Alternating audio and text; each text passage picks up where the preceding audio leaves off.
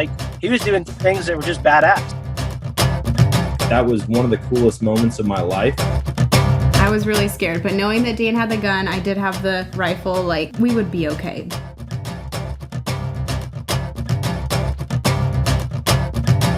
All right, guys, welcome to today's show. And on the show with me today, I've got Zachary Handke. He's a guy I connected with on social media, but he sent me this list of all the different things that he does. He hunts, he traps, he noodles. I don't think I've talked to anybody who noodles on here yet, so we might dive into that a little bit. But welcome to the show, Zach. Thanks for having me on, man. Yeah, why don't you start out by sharing with the listeners a little bit about yourself, maybe how you got into hunting, what your favorite type of outdoor activity is, that type of thing. All right. Well, I'm from Oklahoma. I went to college at Oklahoma State University and got a natural resources degree. I've always been involved in hunting. My dad raised me hunting and fishing and trapping and just anything and everything outdoors. And after I got my natural resources degree, I worked for the state of Kansas, Parks and Wildlife for a year as a seasonal technician. And then I got a job working for the Oklahoma Department of Wildlife for a couple of years. And me and my wife moved back to Stillwater because she wanted to work here at the hospital. So I quit working for the Wildlife Department and I started my own flooring business. Nice. So what did your work look like with each of those departments? I mean, were you doing habitat improvement, restoration, surveys? What kind of stuff were you involved in? A little bit of everything. Kansas was probably one of the coolest jobs. Worked for Maridazine Wildlife Area and Lacine Wildlife Areas, and primarily wetlands, and Okay. lots of flooding and dike work. I got to run a little bit of equipment. We actually had a pump that was on the river that could pump 10,000 gallons a minute. Holy cow. It flooded probably 20 wetlands. I don't know how many thousands of acres, but we got to open it full bore whenever we first started it for the season. And that was, probably I think it was a 3-foot pipe. And it looked like a fire hose coming out at the end of it. It was cool. Did you ever inflate a tube and just go for a ride? No, I didn't do that. And then when I worked, so it seemed like Kansas had a little bit more money to work with. We had 4 different tractors, all the implements you could think of, a skid steer, a bunch of implements, and they had like John Deere come and like pick up all 4 tractors, and we made a list of everything that was broke on them, and they picked all of them up, took them back to the shop, serviced all of them, and then brought them back. Whereas Oklahoma didn't seem quite have that kind of funding, which was all right. We worked on a lot of our own stuff and kind of had to make things do with what we had. And probably a lot of that comes down to not having like parks and tourism involved in it. Yeah. And probably just money wise, they probably sell more licenses and their licenses are worth more and all that kind of stuff. But then working for Oklahoma, I worked in southeastern Oklahoma down there by McAllister for a year and a half ish, and just like forest management type stuff. Did a lot of like really large burns, which is actually what my college degree is actually a prescribed fire option. So cool. Really enjoyed that too. And logging, and there's a lot of research associated with the Pushmataha WMA that I worked at. And then when I left there, I went to Western Oklahoma, and there's quite a bit of research associated with that WMA too. So we got to be involved in a lot of research, but managing prairie ecosystem, large burns, we had wetlands, a lot of turkey roost habitat restoration. Nice. So super cool stuff. Just very diverse between all 3 jobs. Oh, I bet. So do you think that's something you're going to try to get back into in the future? Is there like a dream job somewhere that you'd want? So the last job I had at Pack Saddle was actually my dream job as a kid because I hunted out there Oh, that's from cool. the time I was like 12. And so that was pretty cool getting to work out there where I grew up hunting. I already knew the WMA really well. And, but dream job would be to work with private landowners. And there's positions available through the department to do that. And so, and you can do it through NRCS and starting your own business, et cetera. I mean, there's a lot of different ways to get into it. And I'm hoping to get back that direction and get out of the construction. Yeah. Oh. Yeah, I've had a couple people. It's funny. I don't own any of my own property. I just have access to some from people that I've known throughout the years. And several of my friends have recently bought land of their own. And I go over there and I'm like, all right, dude, this is what you need to do. And I've got this whole game plan for them. And I'm just like, I'm sorry. Like, I don't mean to tell you what to do with your land. Like, this is yours. This is just what I would do if it was mine. And we joke all the time. They're like, dude, you need to get your own land, or you need to start a business where you help people do habitat improvement. And I'm like, yeah, the only problem is, well, there's people like Zach out there that actually have degrees in this stuff. And here I am, just some guy with absolutely no experience, just a dream of what I would do with my own property. But Yeah. there's a huge market for it right now. People are buying hunting land left and right, and so if you can get out there and get your name out there as somebody who can come and be, um, basically just go out there and show them what they need to do and where they need to do it and to what scale. I mean, people pay for it. Yeah.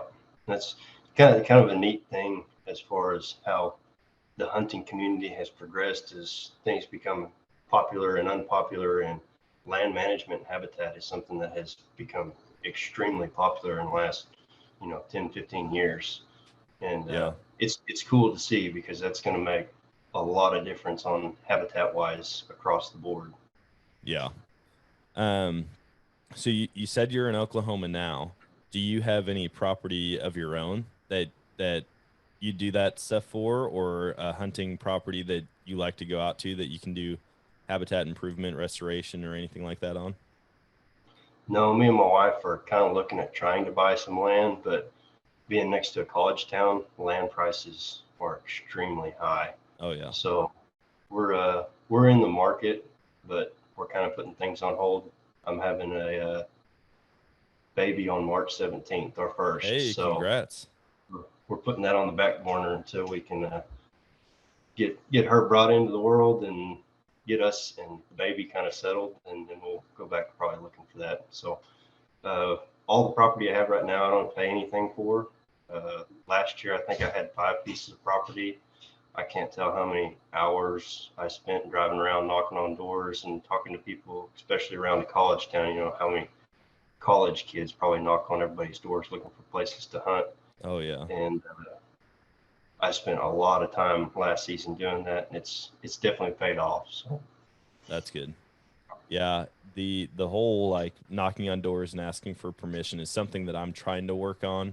I'm not very good at it. I just assume that everyone's going to say no all the time, and I feel like that's probably the case in a lot of places, but I've actually had a ton of success. But my issue is I get complacent with where I'm hunting. So I'll get access to a place and I'm like, man, I'm gonna hunt the crap out of this for like 4 or 5 years until I don't have access to it anymore. When what I should be doing is getting even more access to other spots. yeah, yeah, you were talking about just assuming that people are going to say no, and I think that's actually probably an important thing for people to do if they are out there looking, because it's more than likely going to happen. And if you just assume that you're going to get told no, uh, you're not going to be offended by the fact that they do tell you no. Yeah. And makes it a little bit easier whenever you get the answer that you're expecting. Makes it really nice whenever you get the answer that you aren't expecting. So Yeah, I'd like to be in the landowner's shoes at some point when they're like, "Yeah, go ahead." Cuz the look on my face is probably like, "Wait, hold on, are you serious? You're letting me hunt for anything? Okay, sweet." Um But yeah, what we run into a lot of out here is people saying, "Hey, I've got cattle and I don't want people shooting my cattle." Like when I ask for coyote hunting permission, that's in my mind the easiest thing for to get. People are going to be like, "Oh yeah, I don't want those around. I've got goats, I've got chickens, I've got cattle." And anytime I ask for it, it seems like I would say 80% of the time people are like, "Man, I've got cows out there. I don't want you shooting one of them." And I'm like, Yeah. "Okay, the odds of me accidentally shooting a cow, I don't think they're in their mind. It's like a case of mistaken identity, but sometimes that's how it comes across. Like, man, I don't want someone accidentally shooting a cow.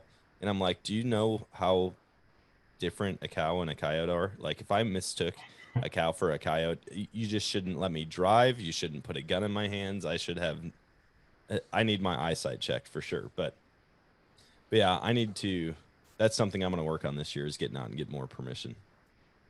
Yeah. Yeah, it's one of those things you're constantly losing permission on places. So to keep up having permission, you have to continually be looking for it, knocking on doors and asking. And I think that's another part of some of the success I've had with that is having multiple places to go. So I'm not constantly over hunting the same properties, Yep. especially with them being smaller properties. Like I've got one that's like 20 acres right by my house, and it wouldn't take hardly any pressure at all to completely blow that whole thing out. So Yeah, I've hunted the same property for like 10 years in a row here in Missouri. Now, I mix in different spots that I hunt on it because it's like 230 acres is the main chunk. And then there's another 43 and a half, I think, down the road, and another 40 acres next to that. And so, like, I've got different spots. And so I'll bounce around. But when I've got over 300 total acres out here to hunt, and I'm the only one who's been given permission on it, I'm like, I don't really need to go anywhere else. Now, I stayed away from one of the chunks that like the 43 and a half acres. I stayed away from that for quite a while. I would go out there and coyote hunt. I'd do a couple days of turkey hunting out there because typically you could see them like all the way in the back corner. And so I'd go out there and try to shoot a turkey or some coyotes. But as far as deer go, the neighbors to that property, they hunt real hard and they hunt the property line and they shoot so many deer. But I'm like, man, they're already there. They live there. They've lived there for a long time and they haven't had to compete with anybody else. I didn't want to step on anybody's toes. Well, there were some issues with the main hunting property that where I've got a couple stands hung. I found a trail camera and some corn that was dumped there like 50 to 70 yards behind my stand. And so you can't hunt over bait here in Missouri. And even if it's I'm not the one that put it out, I don't think I would have a case if I continued to hunt there knowing that the corn was out. You know, like I think I'd still probably get in trouble. So we pulled our stands down and moved them to this other property. So I went out there and sat, and it was kind of funny. We were up in the tree, me and my buddy. We did a double. We put two stands up in the same tree. We only had 2 days left to hunt, so we're like, all right, we're gonna get back out there. And we're sitting up in the stand, and we look over, and there's this dude out on the road, probably 300 yards from us, taking pictures of the license plate on the truck. And I'm like, oh man, we were about to get down anyways, so we said, hey, let's go. We climbed down from the stand, go over. He was gone by the time we got over there. So we drive down the road, and here he is walking his dog. So we stopped and talked to him, and I was like, hey man, saw you taking pictures of the truck, wanted to come introduce ourselves. Like, I'm sure you're not used to seeing people parked out here hunting your neighbor's property. And he's like, oh no, no problem. It actually ended up being really cool. I talked with him for, I don't know, we probably talked with him for 20 minutes or so. Heard stories about the deer they've been shooting. I had seen pictures of a buck that I targeted years ago and found out it was shot opening day of rifle season. And this guy that we were talking to is actually the one who shot it. And so I was like, oh man, what a bummer. But it ended up being a really positive experience and encounter. Um, and that's kind of what I've found in that area is most people know each other. I mean, everybody's a cousin of somebody else. And so once you have a connection with one, odds are you can get access on other properties. yeah, It's cool how harvested deer like that kind of bring people together. I've got a spot north of my house, a few miles. It's like a hayfield, and me and one of my buddies at the time, he was a master's student here at OSU, got on that place, and he ended up killing a really nice deer. Didn't look like it, but it come out to 151, and Dang. put it on social media, and he had like 4 or 5 different people message him and tell him that he was hunting a deer. And one of them was the guy that hunts the neighboring property. And now we keep in pretty good, close touch with him and send pictures back and forth. And Yeah. yeah, maybe that one needs another year type deal. And it works out pretty cool how deer can actually bring people together, even whenever you're not the one that harvested them. So. Yeah, that's my thing. I'm like, man, I like to hear stories, and even if I don't get the deer, I like to hear that somebody else was able to harvest it, to put the meat to use, all that. But it was definitely a heartbreaker. I didn't find out that deer was dead until the week of Easter the following year. I was Wow. out fishing and I ran into this guy, and he's like, "Hey, dude." It was a guy that I had never met. He was on the property that I hunt, and the old landowner, he would give permission to anybody to come in and fish on his pond, right? And it wasn't a huge pond, but it had some decent bass activity and some crappie and bluegill. And anyways, this guy was out there fishing. We start talking about hunting, and it was like, "Oh yeah, man, I'm after this big buck." And I showed him a picture from like the summer, late summer, early fall before, right after it shed velvet. And I'm like, "Yeah, this buck." And he goes, "Ooh, man." And I'm like, "What?" And he goes, "Yeah, that buck got killed opening day of rifle season." And I'm just like, you go in, like your heart drops into your stomach, right? You're just wanting to throw up. And sure enough, he showed me a picture, and I was like, oh man, that's a big deer. That is a big deer. I think when I just talked to the guy a couple days ago, he said it had like 13.5-inch G2s on both sides, and it was just a perfect 8. I mean, like, I have pictures of it turned sideways, and the right side of the rack is completely gone because it's that symmetrical. Like, the left side completely hides it behind, and it was a good deer. So, yep, but that one's dead. That's just part of it, especially during the rut. Like, our rifle season here in Missouri is typically like in the middle of the rut. And so most of these deer, like, you could have a really good chance of shooting a big buck you've never seen during the rut here, with your rifle. But you got to know, a lot of the deer that you're hunting are going to be putting on some miles chasing after does, running creek bottoms and river bottoms, scent checking, and that's exactly what happened with this one. Yeah. I had a similar scare this year. Thankfully, it wasn't the deer I was after, but got a deer right here close to town that's probably got 30 points, 180 plus inch deer. And there was a news story somebody sent me that was like, "Oh yeah, this huge deer, a whole bunch of points, was killed within like 5 miles of campus." And my freaking heart just sank. And I was like, "Oh my gosh, somebody got him." Pulled up the article, and it wasn't that deer. So it was a different one. So there's 2 deer like that out there.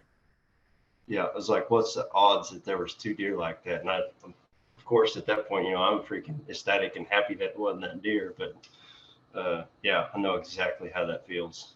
Dang. Well, that's exciting. Do you have trail camera pictures of the deer? Mm-hmm. Dude, you got to send those over, man. I want to see these things now.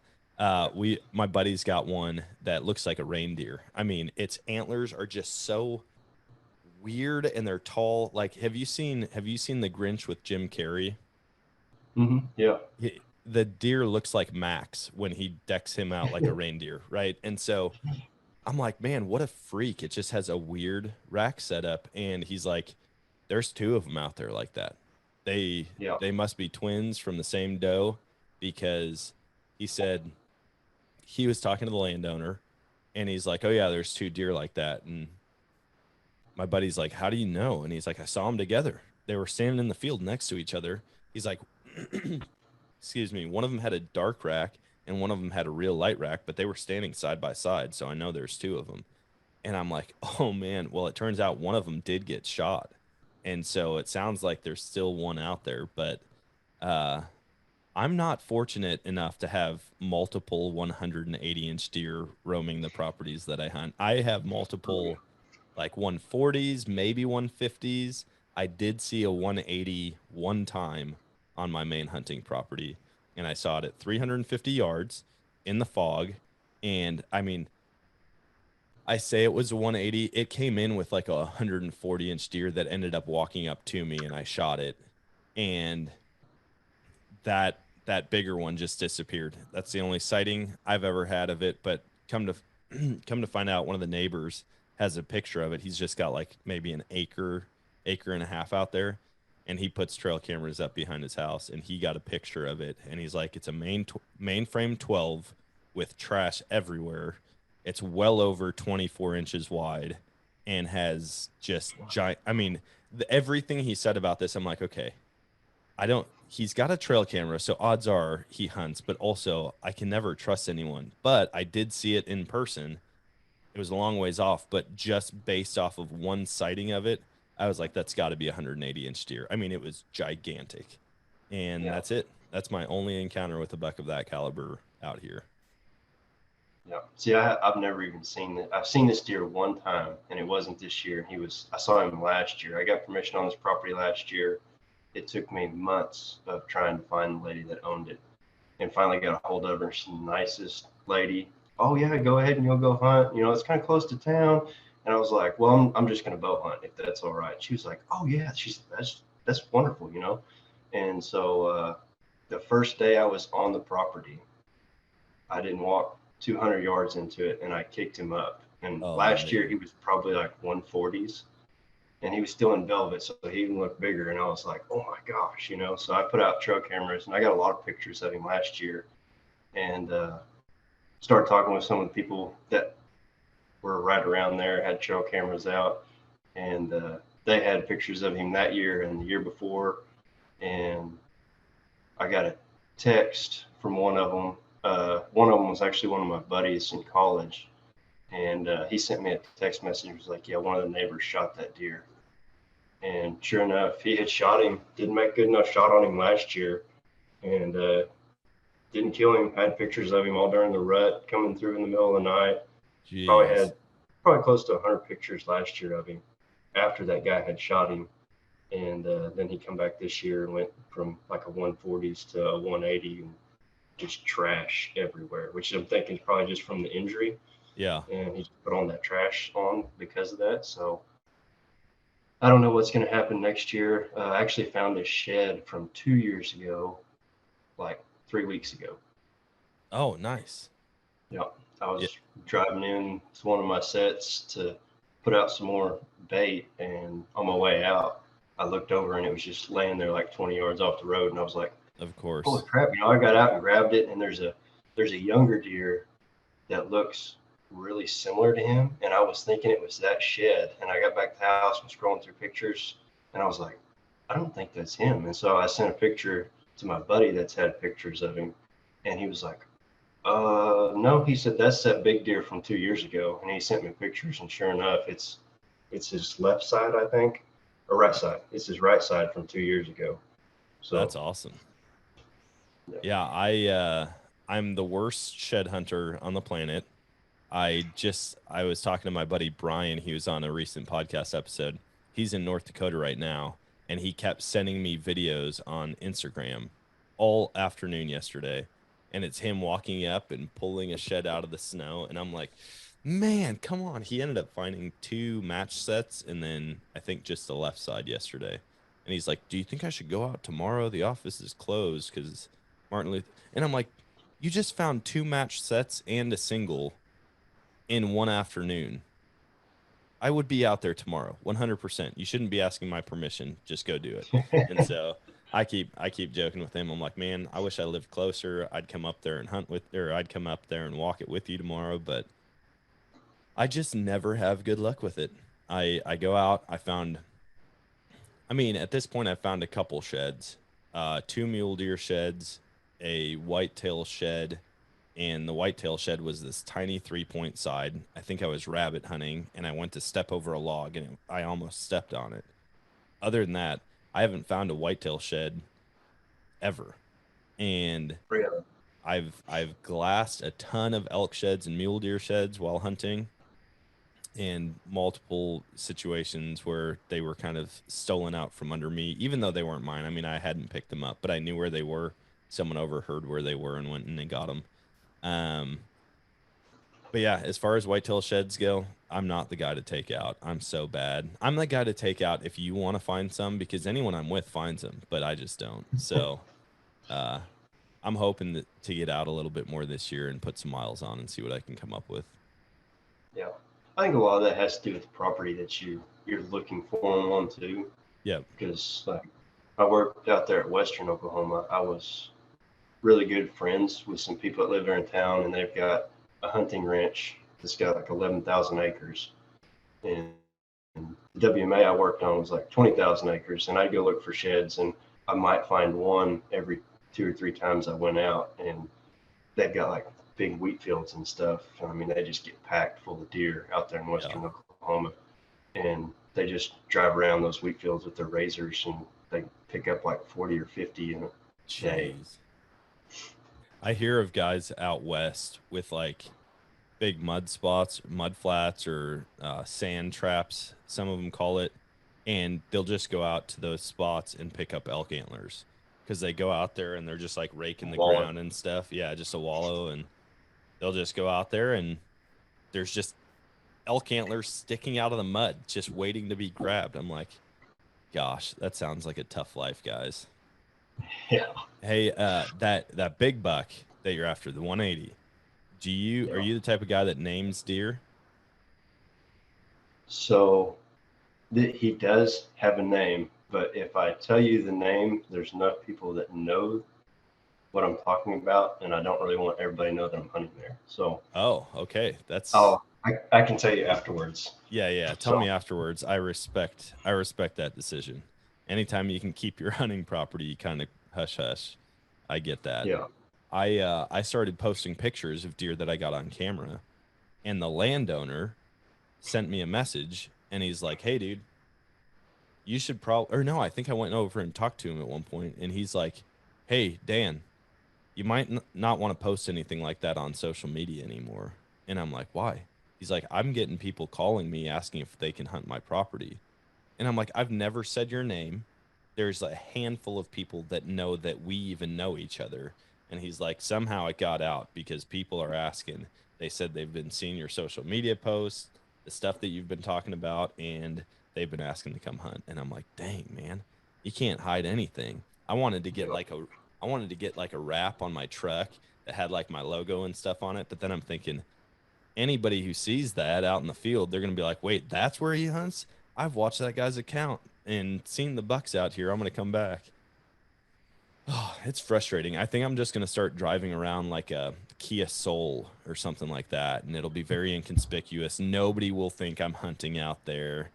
I'll put all kinds of stickers on that kind of hint the other way, that I'm maybe like a PETA sticker. I don't know. I got to figure out some way to get people, throw people off my trail. Oh yeah, especially if you're like hunting public land and stuff like that. That could get really frustrating really quick. Oh yeah. What is your favorite thing to hunt? Probably turkeys. I absolutely love turkey hunting. Okay. So I've always had pretty good success with it, and there's nothing that gets me more fired up than a bird that just won't shut up. Yeah. What do you have like a specific setup that you do for turkey huntings? Do you do like a Jake and a hen? Do you do a tom? What kind of decoy spread are you using when you're turkey hunting? So it really, really depends, and it has changed a lot here in the last few years. I grew up hunting public, so we would usually only carry a hen with us. So somebody didn't accidentally shoot Jake decoy that was on somebody's back or something like that. So I didn't ever really grow up using hen or Jake or Tom decoys, but I got in college and stuff, made buddies with a whole bunch of people, and we'd go hunt their private stuff, and they usually bring a Tom or a Jake or something. And so that kind of changed the way I hunted there. And then when I started working for Kansas and for Oklahoma Department of Wildlife, working on those WMAs, it changed even more because I went back from not using a Jake and a Tom and everything. And then, so I work in southeastern Oklahoma, though it's the eastern population. And I grew up hunting Rios, Okay. and it's way different. It's insanely different. And I would have never guessed the difference in intelligence between an Eastern and a Rio. An Eastern is way smarter, crazy. Like I grew up using the phone decoys just because walking in on public land, they're easier to carry, they're lightweight, easy to set up, quick, and kind of run and gun type hunting. And then, so I went down there working in eastern Oklahoma, and I went hunting on my WMA and put out one of them phone decoys and had a hen and a Tom come in. And as soon as she saw that phone decoy, she knew exactly what it was. And she started putting and like walking off. And I was like, what on earth? Like, that's crazy. And then so my boss, he worked for NWTF, kind of on the side, and then worked for ODWC, and as turkey biologist for the state. And he was telling me that you can't rodeo in Eastern. And I didn't know what he's talking about, rodeo, but like basically swinging on one and shooting it. And I was like, it's a turkey. Yeah. And so I had this hen come in, and she seen the decoy. Well, the Tom actually come into the trees with me, like got all nervous and going to cover, I guess. Yeah. And I did. I swung on that bird, and I got lucky because the bird was at like 20 yards whenever I went to swing on it, and I dropped him at 50, and it didn't take freaking 2 seconds to get on him and swing and pull the trigger. And see, we've Rio got just aren't like that. They'll just put their head up like, what was that? And you just smoke them. See, maybe we've got dumb turkeys here because I am not a good turkey hunter at all. Like, if you need turkey advice from anybody, talk to someone who doesn't like me because they would. I mean, like, I have never killed a turkey the traditional way. I've spot and stalked turkey multiple times. I've killed some really nice birds, and none of them have come in like pissed off, strutting, gobbling in my face. I mean, I've seen them close like that, and the only time I've had an opportunity to shoot one, it was on the neighbor's property, and so I couldn't. I mean, I could have and then just jumped over, grabbed it, and thrown it over, but that's just not my style. So Right. I've never successfully called in a Tom, got him strutting and upset, and then shot him. And I think for that reason, I'm not hooked on turkey hunting. I'm just like, yeah, it bridges the gap between deer season and deer season. But other than that, I don't know. I think that if I could get them to work like what you're saying, a bird's just not shutting up and he comes in, I could do it. But the Easterns around here where I hunt, come on over. You can, what did he call it? Rodeo them? Yeah. Yeah, you can rodeo the Easterns here. They are so stupid. Yeah, I've snuck in on them. My cousin sent me, so I got one of those turkey fans. You know what that is? It's like an umbrella with a turkey print on the front of it. I would not recommend hunting with that on public land ever, but on private land, I had taken it out, and I would go from property to property, and I'd get out and I'd go up on a hill and try to glass and see if there was anything around, or, I'd stay in a river bottom and creep through and see if I could find some. And I was unsuccessful. I used that as a crutch, though. Like, I didn't try to do it the traditional way. I was like, man, I got this turkey fan. I'm just going to walk up on birds. And I just didn't have any good setups to where I could actually do it. I missed, I think it was my first day of turkey season that year. And my cousin's like, hey, man, can I take the fan out? Sure, why not? And I get a picture of him with this 23.5-pound bird. And I was like, hold on, what? Where was that? And he told me right where it was, right where, I've gone through this spot 100 times. And he saw this bird at 300 yards, walked right up to it behind this fan. I mean, right up to it, and shot it at like 35 yards. And I'm like, dude, that's in the middle of a cattle pasture. Like, you had no cover anywhere. He's like, no, I didn't. I just literally crouched down and walked straight to this bird and shot it. Since then, I've actually used that fan twice, I think, to kill a bird. And it works great. My next goal, though, is to get, I think it's the ultimate predator decoy. Have you seen those? They clip on the front of your bow and you can shoot through them. So you can get like a turkey, you can get antelope, moose, elk, mountain lion. I don't think mountain lion, mountain goat, mule deer, whitetail, basically anything. You got to look them up. They're pretty cool. It's just a silhouette decoy that goes on the front of your bow and you actually shoot through it. And I've watched some videos of people sneak right up on turkeys, mule deer, elk, you name it. So That's cool. maybe I'll have to have you come over, because you sound like you know a lot more about turkey hunting than I do. And so you can come over here, get a tag, we'll go out, and you can show me how to actually call a bird in. Well, it changes from state to state too. So like I've hunted in Missouri once. I've got an uncle that lives in Springfield. And hey, that's where we're at. Yeah. And I just went over there and deer hunted with him one year. So it was a kind of like a graduation present type deal, and got to go up there and hunt with him, which cool experience. Yeah. Probably my first time ever hunting out of state. So nice. We've got it's funny. I think the first time that it hasn't been turkey season that I've gotten excited about turkeys just happened the other day. I had got done talking to that guy on the road who was taking pictures of the truck. And as we're talking to him, he's like, dude, you see those turkeys just pitch across the road? And so we look up, and sure enough, we drive up the road, and this is all on property that we can hunt. And I guess it technically was turkey season. I could have shot one with my bow still, because I think archery turkey in the fall goes the full length of archery whitetail. I'll have to check to make sure that's accurate. But anyways, they pitched down in this spot, and we get over there, and it was just a bachelor group of birds. I mean, 2 Jakes and 3 Toms that all had giant beards on them. And it was in a field right along. So there's a road, then a river. And as soon as you get off the road, the property that I can hunt starts. So we've got the river right there. And then it's just a big bottom field. Sometimes it floods. Most of the time it doesn't. And they typically plant beans in it. And then there's a couple small creeks that run through the middle of it.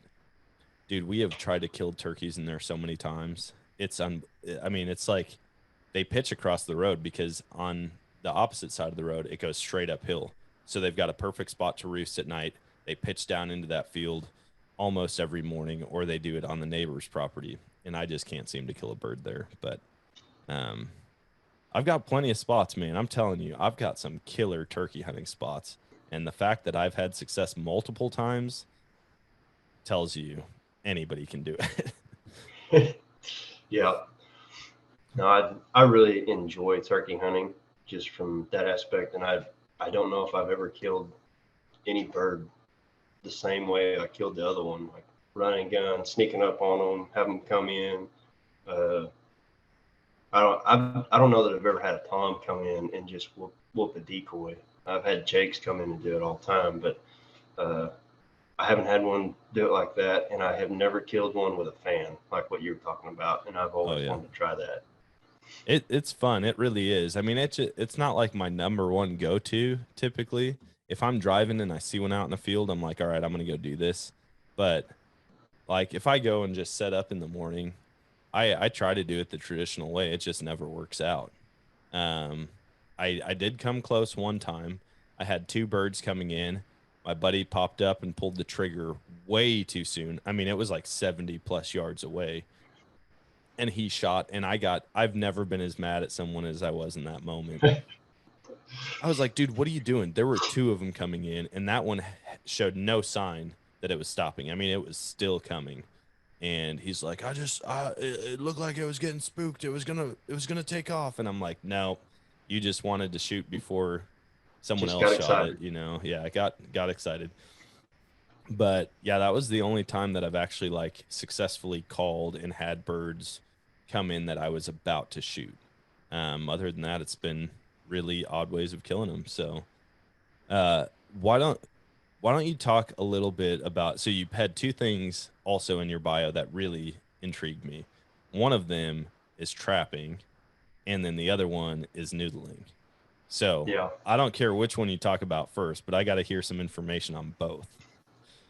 Well, seeing you said you hadn't had anybody that noodles on, we can talk about that first. Yeah, let's But do that. yeah, I just grew up. My dad grew up doing a whole bunch of that kind of stuff. Just anything and everything outdoors. That's what my dad did. Got me into pretty much all of it. And there's really not a whole lot to noodling. The biggest deal is knowing where holes are at, where the catfish actually they'll get in there, and just knowing those holes. Once you know them, it's literally pretty much just as simple as sticking your hand in there and getting them to bite it. So Yeah. uh, I mean, what is that like? I've seen the videos, but I've never actually talked to someone who has experience with a catfish clamping down on their hand while they're underwater. I mean, are you typically completely underwater, or is it the type of thing where you can reach down, keep your head above, and then pull them out? most of the time it's someplace where heads above water. Oh, okay. The few times that I've had holes that were deep enough, they're not very far underneath the water, and I don't know. There's always these stories about people drowning and stuff like that. And I'm not saying it doesn't happen, but it's not. You got to get a hold of a pretty big catfish that's gonna, which is why they say don't do it by yourself. Yeah. But, I don't know. Most of the time my head's above water, but the first time you do it, it's nerve wracking. It's Yeah. because you don't really know what to expect. They tell you, well, it doesn't hurt, or it scars up your hand a little bit and that hurts, and it's like what kind of force actually comes down on your hand? And the force isn't usually what gets you. It's usually those little bitty teeth moving back and forth while you're trying to get a hold of them to keep them from moving, which is why blues are typically the ones that tear you up, because they'll get a hold of you and they'll roll their whole body, which is what tears you up really bad. So Dude, what a but no, weird. it's exciting. And I've got a buddy I took whenever I was in high school, and kid is deathly scared of snakes. Mm-hmm.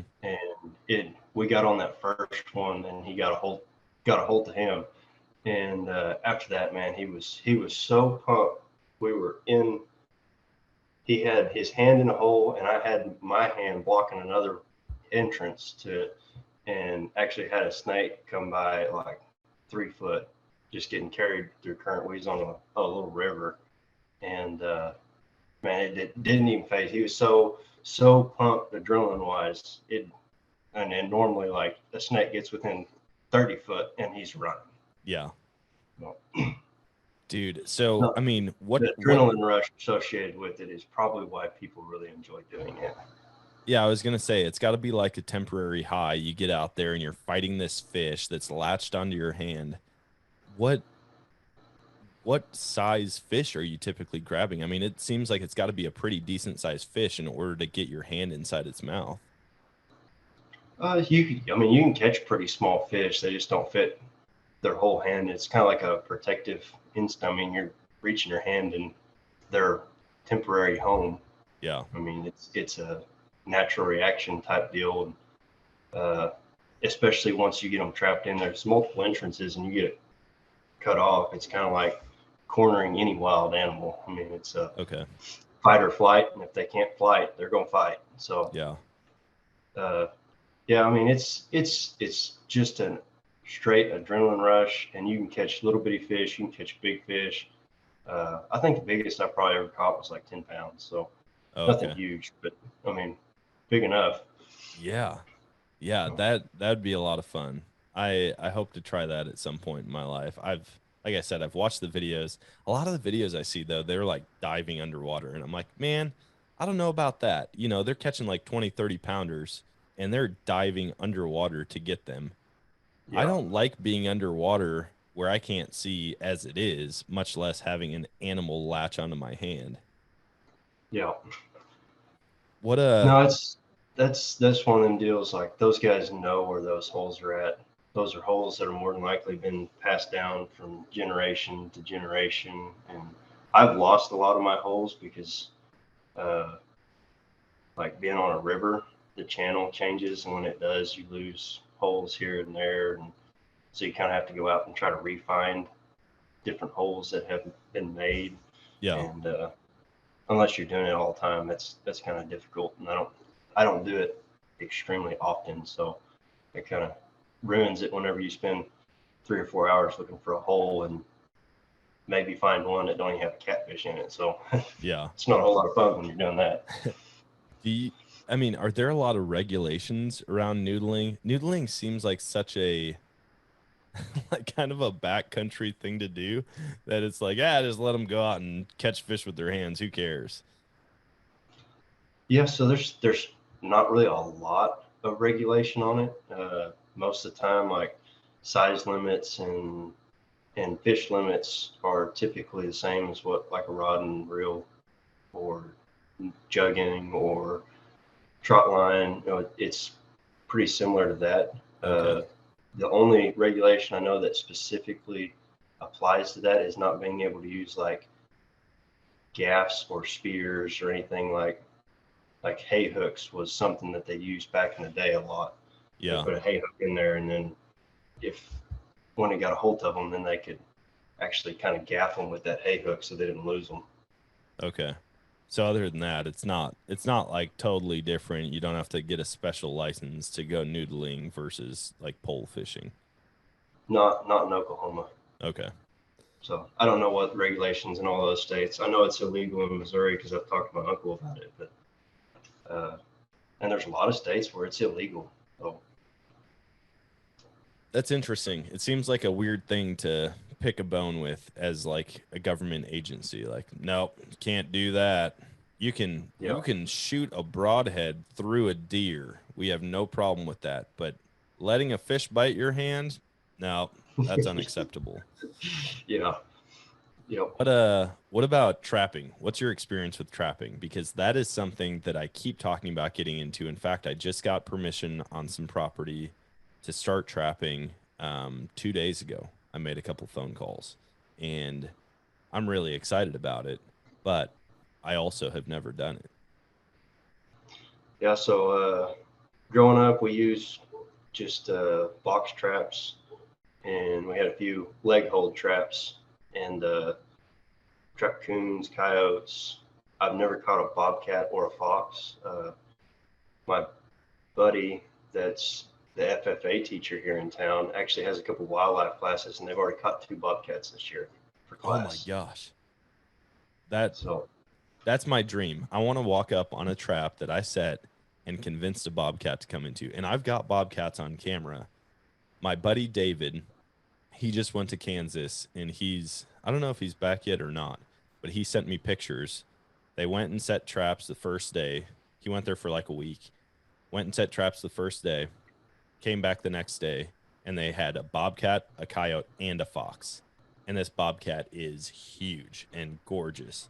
I mean, it's like fully spotted. You know how some bobcats, you don't have the spots that run all the way through the coat? It's like real heavy on the legs, maybe under the chin. This is like spotted all the way through. And then he sends me a message the next day, and he's like, hey, 3 out of 5, or first 5 sets we checked today, we had 3 coyotes in them. And I'm like, dang, man, like that sounds like a ton of fun just to take a full week. Unfortunately, where I hunt now is about 40 minutes away from where I live. And so to make it up to the property that I now have trapping access on, I'm like, man, here in Missouri for sure, I think it's most states that allow trapping, you have to check them every 24 hours. And so I'm like, man, that's an hour and 20 minutes of driving every day, and I don't even know how successful I'm going to be. So I don't know. I'm hoping to do maybe a long weekend of it and just crash out there. I'll go camp or something and run traps every day and maybe predator hunt like during the day, in between checking traps. But I think it'd be cool. So you've never caught a bobcat, caught plenty of coyotes though, and you said you were using box traps and then foot traps. Yeah, Or the box traps are primarily for coons. oh yeah, Coons, if you want to catch something, man, a coon or a possum, man, that's easy. so I will say, I guess I'm looking at trapping as two different things. I've caught a ton of raccoons and possums in box traps, because we had several animals that were stealing chickens at the last place that I lived, and so I just started putting those out there. And I would just put a marshmallow in the trap because I heard a trick from the guy whose land we actually lived on, and he's like, dude, put a marshmallow in there. One, it smells sweet, so the animals like it already, but two, it looks like an egg, and so they'll go after it just because they think it's an egg. And so I'm like, that's the cheapest bait I've ever heard of. And so Yep. yeah, I did that. I can't tell you how many raccoons and possums I trapped out there that would just come in, and there were I'd come out and there'd be chicken feathers everywhere, and it would make me so mad. And then I started trapping them and taking care of them. So I have done the box trap thing. I've just never done foot traps. Yeah. Yeah, so typically when I do a foothold set, I usually set two, a double set, and they'll be sitting right next to each other, about as far apart as what you would think a coyote's front feet would be. And then I Okay. usually try to find a bank or a log or something like that to keep them from coming around from behind. And I'll put my bait, I dig a hole in the bank or right underneath the log where I can put some whatever type of bait, sardines, which that kind of draws in your coons, but I mean just anything. And then I like to have some sort of visual deal, so I'll pull feathers out of ducks I've shot or something like that and kind of throw it around the hole and kind of make it look like another coyote or something else that stashed it. And then I like to use Hall Baker's coon lure, and it just comes in a little bitty couple ounce bottle, and just take a stick and I dip it down in there and kind of wipe it on the log and then throw it in the hole with whatever bait I've got in there if I have any. And then you just take your footholds and you dig a hole big enough for it to kind of sit down in, set your trap, and it's usually, I like to attach both of them to the same stake and drive a stake in the ground, trap's already attached to it, you set it down the hole, and then you gotta take like a piece of cloth or something like that's what I like to do, and stick over the actual set trigger so nothing gets underneath it, so it'll go down. Oh, okay. And then I take a screen with me and just put that same dirt in there and just shake the screen. It puts all that fine dirt material on top of it. And then I like to put sticks around, like kind of like a square around both those, because coyote won't typically step on a stick if there's bare dirt around for them not to step on it. Oh, okay. And just kind of directs where they So step. you So it just doesn't, kind of lay them down. You're not making like a box out of them. You're just like laying right. them down, and then you're trying to get them to step in the one open patch of dirt. Yeah. Yeah. Oh, man, this sounds so great. I might have to go buy some traps today. And Yeah. Well, if you do, there's a guy on TikTok. I think his name's Chris Hammock or something like that. okay, And he's kind of gotten into it. And there's a whole bunch of people that have been commenting on his videos, like trying to help him out. And there's like a lot of information on his videos. And somebody will comment something, so he'll make that change on the next set. nice. And kind of have that in the comments, and a lot of good information on that. Yeah, like I said, I've watched the videos. I've tried to do my research. There's so many tips and tricks that each video has. Like, man, I do this, and I try to keep track of it, but there's so much information and things that you can do that it's easy to get lost in. Now, I will say the properties that I now have access to trap on they both have water on them. So one of them has a creek that runs through it. Another one has a creek that runs through it, and then a big river that runs on the edge of it. they've got a couple little patches of cover, like field edges where it goes from field to trees. And then 2 of them have like makeshift ponds, old ponds that like if it rains a ton, they'll fill up, but for the most part, they stay dry. And so I'm like looking at them going, okay, where would I put these traps? Are you normally doing it like on a field edge, on a river edge? I know you said on the banks. Where would you recommend that I set? It would be very similar to trying to find like a deer set. Those Okay. pinch points and travel areas. I mean, field edges work great because they're going to travel the field edges using their nose. Roadways, old ponds are really good, especially they don't. I mean, typically your wild animals don't like dipping down in if they can stay where they can kind of see and still be hidden. Yeah. Pond dams, those create kind of a travel area. If you want more information, Dr. Grant Woods, I don't know if you watch Growing Gear TV on YouTube. He has a bunch of videos on kind of trap placement and trapping in general. Nice. Yeah, I'm hoping over the next couple weeks to get out. I've got to actually look up when trapping season goes still. I think it goes into March maybe, but I could be wrong on that. But yeah, I want to definitely try to get out and get my first animal trapped this year. I just think if I catch something in a foothold, I'm going to be hooked. I can't imagine anything else being more exhilarating than like setting a trap, getting an animal to plant its foot in, and then walking up on that animal still alive. Like, holy cow. Oh yeah, it's that is super. I mean, the excitement that goes along with that just feeds into the next one. And the anticipation is just that much higher next time you go check a trap because of how exciting the last one was. I've got a buddy, actually the one who just went out to Kansas. He looked up, apparently there's some dude that you can go and like run snowmobiles or dog sleds with up in Canada, I think it is. And you run trap lines with him for a week. It's like a guided deal. And so you go out with him, you set the traps, you run the trap line, check them, and for however much money you pay, you can keep, I think it's a wolverine, a lynx, and a wolf, if you trap those. And he's like, so literally you just go stay up at this remote cabin, like a wood fire or a wood stove heat cabin, tiny thing in the middle of nowhere, and you just run trap lines for 7 days. And I'm like, that is heaven on earth. My wife, Awesome. yeah, I'd be like, it'd be tough not to move my family up and do something like that full time after getting to experience it. So that's now on my bucket list of things that I want to try. And I think I need to get my feet wet doing it here first on some small. I mean, a wolf is not something that you want to come across when it's stuck in a trap. And so I better figure out how to deal with coyotes first, and then maybe I can graduate and go to that.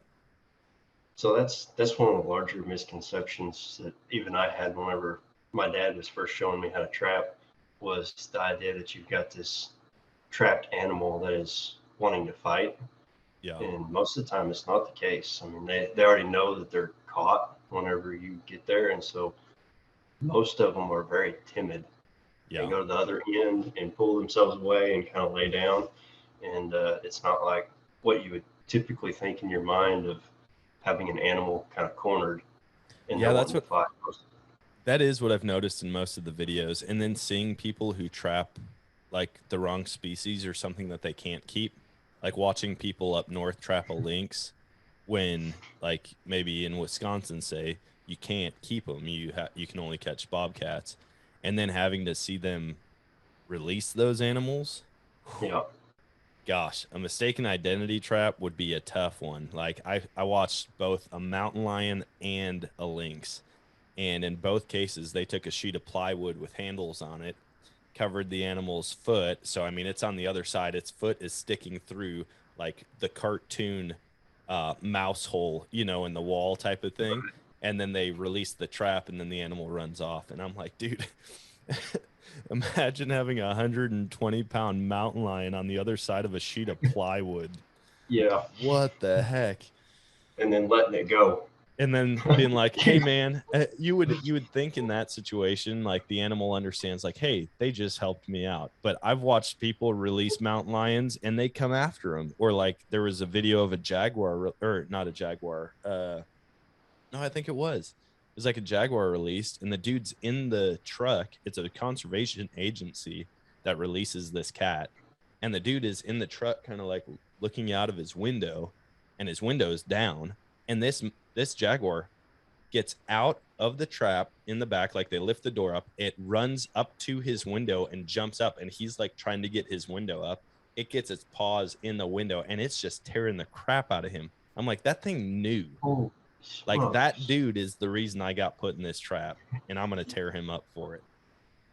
Wow, man. Yeah, my dad has quite a bit of experience trapping. That's what him and his best friend, whenever they was in high school, they ran a trap line on the way to school and on the way home from school every single day. That's and awesome. He said the meanest thing he ever caught in a trap, they somehow ended up with an owl in a box trap. What? He says the meanest thing he ever caught. Dang, I could see that. Wanted to fight. Yeah, I couldn't could even hardly get a hold of the trap because it was wanting to dig its talons and freaking bite. And I mean, leather glove doesn't do a whole lot against an owl, and it took them a long time to get that owl out of that box trap. Dude, I've heard of owls attacking bow hunters, like thinking that their face, because you know, if you have a mask on or your face is the only thing showing and the rest of you's camo, it just sees that and sees a set of eyes blink, and they'll come in and like attack you, thinking that you're just a small animal on the side of a tree. I've watched hawks and stuff dive bomb my dove decoys and my crazy critter when I'm out predator hunting. I would not want to mess with the bird of prey, man. Those things are insane. Yeah. Like even the wings, like say you did get a hold of their feet, so you're not getting tore up by their talons. One, they've got a beak that is specifically designed to shred flesh. And then their wings, like talk about something with a 5-foot wingspan just beating you senseless. No thanks. Oh, yeah. You watch some golden eagle videos where they use them to kill deer. It's freaking insane. Dude, deer, wolves, coyotes, the ones that hunt goats out in the wild and drop them off cliffs. Man, I used to want to be an ornithologist and specifically study birds of prey.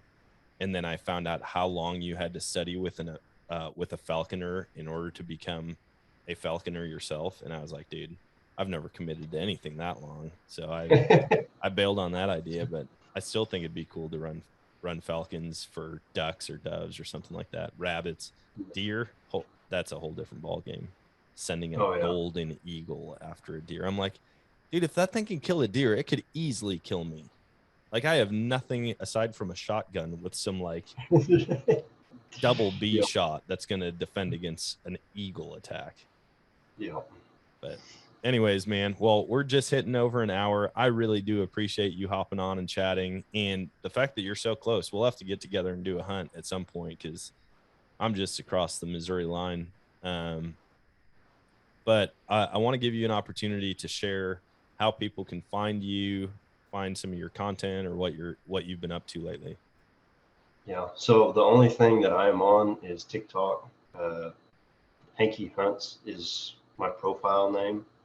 But yeah, I don't have Facebook or Instagram or any of that anymore. I got rid of all that. So nice. Well, yeah, I'll be sure to add that to the link in the bio so that people can find you and follow you. And then I always give my guests the final word. I call it emptying the chamber. Maybe this one should be like releasing the trap or sticking your fingers in the noodle hole. I don't know.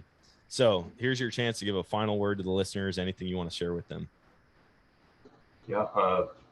If I could give any advice for somebody, if there's something outdoor wise that they want to do, the only way to learn is to go out and do it. So don't let inexperience or not having a certain amount of knowledge or even somebody to help you along freaking stop you from doing something you think you'd enjoy. So yeah, no, that's awesome, man. I totally agree. As you're saying that, I'm like, yeah, that's me with trapping. I should just take his advice and go out and do it finally. So, again, I really do appreciate it. Thanks for the chat and all the information, man. I really enjoyed it. Yep, you bet, man. Thanks for having me on.